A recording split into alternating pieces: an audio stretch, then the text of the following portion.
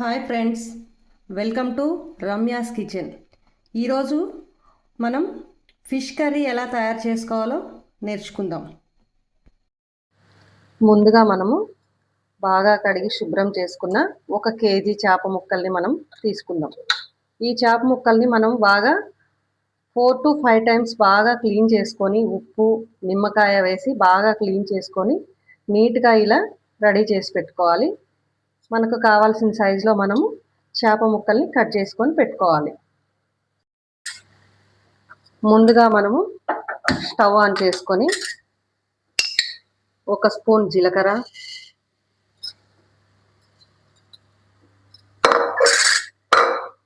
కొద్దిగా మెంతులు, ఒక 4-5 మిరియాలు వేసుకొని బాగా ఫ్రై చేసుకోవాలి.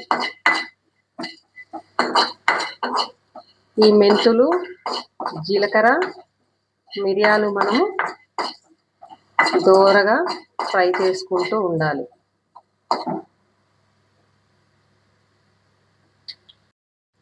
ఇవి లైట్గా వేగిన తర్వాత ఇందులోకి మనము ఒక గుప్పెడు కరివేపాకును కూడా మనము బాగా ఫ్రై చేసుకోవాలి.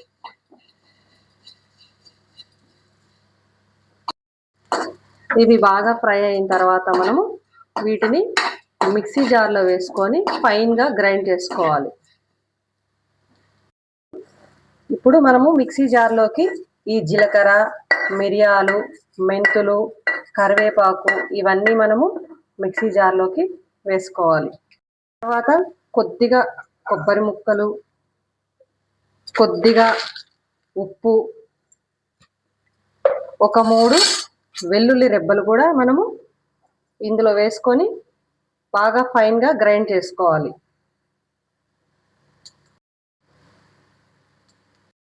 ఇలా ఫైన్గా గ్రైండ్ చేసుకున్న తర్వాత ఇందులోకి మనము నానబెట్టుకున్న చింతపండును కూడా యాడ్ చేద్దాం.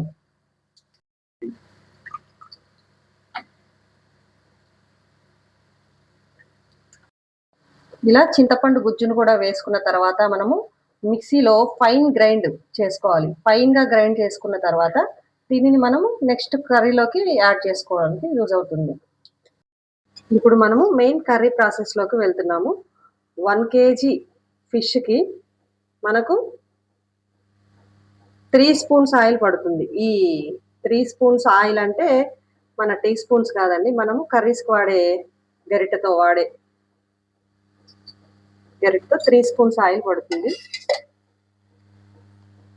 మనకు నాన్ వెజ్ కర్రీస్ అంటేనే కొంచెం ఆయిల్ ఎక్కువ పడుతుంది. ఆయిల్ ఎక్కువ ఉంటేనే మనకు కర్రీలో టేస్ట్ వస్తుంది. కాబట్టి మనకు 3 స్పూన్స్ ఆయిల్ పడుతుంది.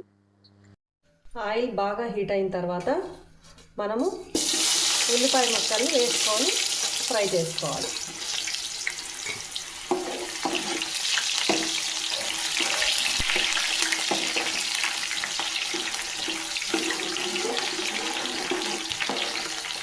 ఈ ఉల్లిపాయల ముక్కలు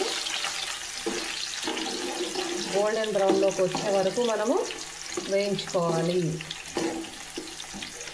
ఇది ఇలా బాగా వేగిన తర్వాత కొద్దిగా అంటే చాలా కొద్దిగా మనము అల్లం వెల్లుల్లి పేస్ట్ వేసుకొని ఫ్రై చేసుకోవాలి. చాలామంది అల్లం వెల్లుల్లి పేస్ట్ ఫిష్ కర్రీకి ప్రిఫర్ చేయరు, కానీ కొద్దిగా వేసుకోవడం వల్ల దాని టేస్ట్ అనేది కొంచెం రెట్టింపు అవుతుంది. ఇలా ఉల్లిపాయ ముక్కలు రెడ్డిష్లోకి వచ్చిన తర్వాత కొంచెం ఒక పావు టీ స్పూన్ అల్లం వెల్లుల్లి పేస్ట్ మాత్రమే మనము యాడ్ చేసుకొని ఇది కూడా బాగా ఎర్రగా వచ్చే వరకు వేయించుకుందాం. ఇలా బాగా వేయించుకుంటూ మనము ఫిష్ కర్రీని ప్రిపేర్ చేసుకుందాం.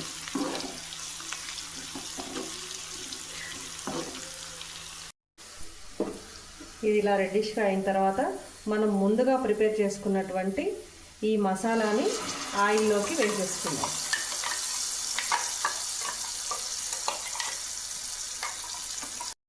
ఇందులోనే ఒక 1 టీ స్పూన్ పసుపును కూడా యాడ్ చేసుకోవాలి. యాడ్ చేసుకొని మనము బాగా మిక్స్ చేసుకోవాలి. ఇది కొద్దిగా ఇలా మిక్స్ చేసిన తర్వాత మనము కారం పొడిని కూడా ఇందులోనే యాడ్ చేసుకోవాలి. 1 కేజీ ఫిష్ను మనం ప్రిపేర్ చేసుకున్నాం కాబట్టి 1 కేజీ ఫిష్కి మనము 1 నిమ్మకాయ సైజ్ అంతా చింతపండుని యాడ్ చేసుకున్నాము. 1 టీ స్పూన్ జీలకర్ర, కొద్దిగా మెంతులు, ఒక 5-6 మిరియాలు ఇవి వేసుకొని ఫ్రై చేసుకొని పౌడర్ చేసుకొని ఈ మసాలా ప్రిపేర్ చేసుకున్నాం కదా. ఇప్పుడు ఈ 1 కేజీ ఫిష్ కర్రీకి మనము 3 టేబుల్ స్పూన్ కారాన్ని యాడ్ చేసుకుందాం.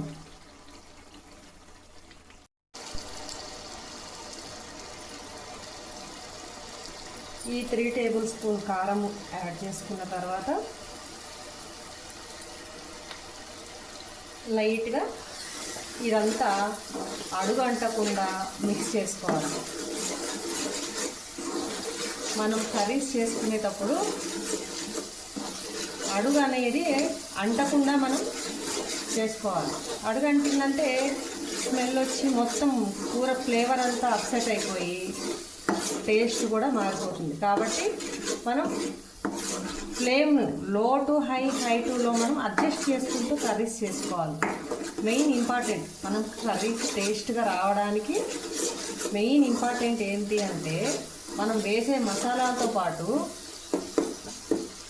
ఫ్లేమ్ని అడ్జస్ట్ చేసుకోవడం కూడా చాలా ఇంపార్టెంట్. ఇప్పుడు ఈ మసాలా అంతా లైట్గా ఫ్రై అయిన తర్వాత ఇందులో మనకు కావాల్సినంత వాటర్ యాడ్ చేసుకుందాం. ఆ వాటర్ ఏవి అంటే ఆల్రెడీ మనం చింతపండు నానబెట్టుకున్న వాటర్ ఉంటుంది కదా, ఆ మిగిలిన వాటర్ కూడా ఇందులో యాడ్ చేసుకుందాం. ఈ మసాలా అంతా బాగా ఫ్రై అయిన తర్వాత మనము కావాల్సినంత వాటర్ యాడ్ చేసుకోవాలి. ఈ వాటర్ యాడ్ చేసుకొని బాగా కలుపుతూ కొంచెం ఉడికే వరకు మనము ఈ వాటర్ ఉడికే వరకు ఉంచుకోవాలి. ఈ వాటర్ బాగా తెరిన తర్వాత అప్పుడు ఇందులోకి మనము ఇంకా వేరే మసాలాలు యాడ్ చేసుకొని ఫిష్ ముక్కలను కూడా యాడ్ చేసుకోవాలి. ఈ గ్రేవీ ఇలా బాగా తెరులుతున్నప్పుడు ఇందులో మనము రుచిగా సరిపడా ఉప్పుని యాడ్ చేసుకుందాం. ఇందాక మనం గ్రేవీలో కొద్దిగానే వేసుకున్నాము. ఇప్పుడు మనకు టోటల్ కర్రీకి ఎంత అయితే సాల్ట్ అవసరమో అంత సాల్ట్ వేసుకుందాము. తర్వాత ఇందులోకి మనము కొద్దిగా 1 చిటికెడంతా చెక్క లవంగాల పౌడర్ యాడ్ చేసుకుందాం. 1 చిటికెడు మాత్రమే వేసుకుందాం. తర్వాత ఇందులోకే కొద్దిగా ధనియాల పొడి, ఒక చిన్న స్పూన్తో 2 స్పూన్ల ధనియాల పొడి వేసుకుందాం. వేసుకున్న తర్వాత బాగా మిక్స్ చేసుకొని మన కర్రీకి టోటల్గా ఎంత గ్రేవీ అయితే అంత అవసరమో అంతవరకు గ్రేవీ ఉండేలా చూసుకొని వాటర్ కావాలంటే యాడ్ చేసుకుందాం. కాకపోతే ఇప్పుడు మనకు ఉన్న 1 కేజీ ఫిష్కి ఈ గ్రేవీ మనకు సరిపోతుంది. ఇప్పుడు ఇలా కలుపుకున్న తర్వాత కొంచెం మనం సాల్ట్, కారము, ఉప్పు, పులుపు అన్నీ సరిపోయాయా లేదా అనేది ఈ టైంలోనే చెక్ చేసుకుంటే మళ్ళీ పైన వేసి చూసుకోవాల్సిన అవసరం ఉండదు. గ్రేవీ ఇలా ఉడుకుతున్నప్పుడు మనము ఇందులోకి చేప ముక్కల్ని వేసేసుకోవాలి. ఒకసారి మనము చేప ముక్కల్ని వేసిన తర్వాత మళ్ళీ గరిట పెట్టి తిప్పకూడదు. అలా తిప్పడం వల్ల ఏమవుతుందంటే ఆ ఫిష్ అనేది తొందరగా ఉడుకుతుంది. ఆ ఉడకడం వల్ల మనము కలపడం వల్ల చేప ముక్కలు అనేటివి ఇరిగిపోతూ ఉంటాయి. కాబట్టి మనము ఒక్కసారి చేప ముక్కలు వేసిన తర్వాత అదే పనిగా కలపకూడదు. ఈ చేప ముక్కలన్నీ మనము ఈ గ్రేవీలో వేసుకున్న తర్వాత ఇలా మాత్రమే కలుపుకోవాలి. గంట పెట్టి అదే ఎడాపెడా కలపకూడదు. ఇలా చేప ముక్కలన్నీ వేసి బాగా ఉడుకుతున్నప్పుడు మనము ఒక 5 మినిట్స్ హై ఫ్లేమ్లో ఉంచుకోవాలి. తర్వాత 5 మినిట్స్ హై ఫ్లేమ్లో ఉడికిన తర్వాత ఇంకొక 10 మినిట్స్ మనము లో ఫ్లేమ్లో ఉంచి చేప ముక్కల్ని ఉడికించుకోవాలి. అలా ఉడికించడం వల్ల ముక్కకు అనేది ఉప్పు, కారము బాగా పట్టి మనం వెంటనే తినడానికి కూడా యూజ్ అవుతుంది.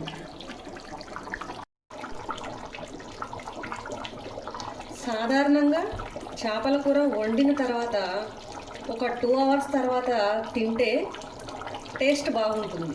కానీ మనము లో ఫ్లేమ్లో చేపను ఉడికించుకోవడం వల్ల వెంటనే తిన్నా కూడా చేప ముక్కకు ఉప్పు బాగా పట్టి వెంటనే తినడానికి ఉపయోగపడుతుంది. కాబట్టి మనం ఎప్పుడైనా కూడా చేపల కూర తయారు చేసుకునేటప్పుడు ఒక 5 to 10 మినిట్స్ హై ఫ్లేమ్లో, 5 to 10 మినిట్స్ లో ఫ్లేమ్లో ఉడికించుకోవాలి. అది కూడా చేప రకాన్ని బట్టి కూడా మనము చేప ఉడికించుకోవడంలో తేడా ఉంటుంది. ఎప్పుడైనా కానీ ఒక 1 to 1.5 కిలో ఉండే ఫిష్ను మనం తీసుకున్నట్లయితే అది చాలా టేస్టీగా ఉంటుంది. మనకు ఉడకడానికి కూడా 10 మినిట్స్ హై ఫ్లేము, 10 మినిట్స్ లో ఫ్లేమ్లో ఉడికించుకోవడానికి సరిపోతుంది. అంతకన్నా పెద్ద చేపలు తీసుకోవడం వల్ల ఏమవుతుందంటే చేప ఉడకడానికి లేట్ అవుతుంది, కానీ టేస్ట్లో కూడా తేడా ఉంటుంది. ఎప్పుడైనా కూడా 1.5 కేజీ చేప అయితే మాత్రం మనకు టేస్ట్ చాలా బాగుంటుంది. ఇప్పుడు మనకు చేపల కూర రెడీ అయిపోయింది. ఫైనల్గా మనము కొత్తిమీర చల్లుకొని స్టవ్ ఆఫ్ చేసుకోవడమే. చాలా టేస్టీగా ఎమ్మీగా ఉండే చేపల కూర రెడీ. ఈ విధంగా మీరు చేసుకోవడం వల్ల చేపల కూర చాలా రుచిగా వస్తుంది. నచ్చితే ట్రై చేయండి.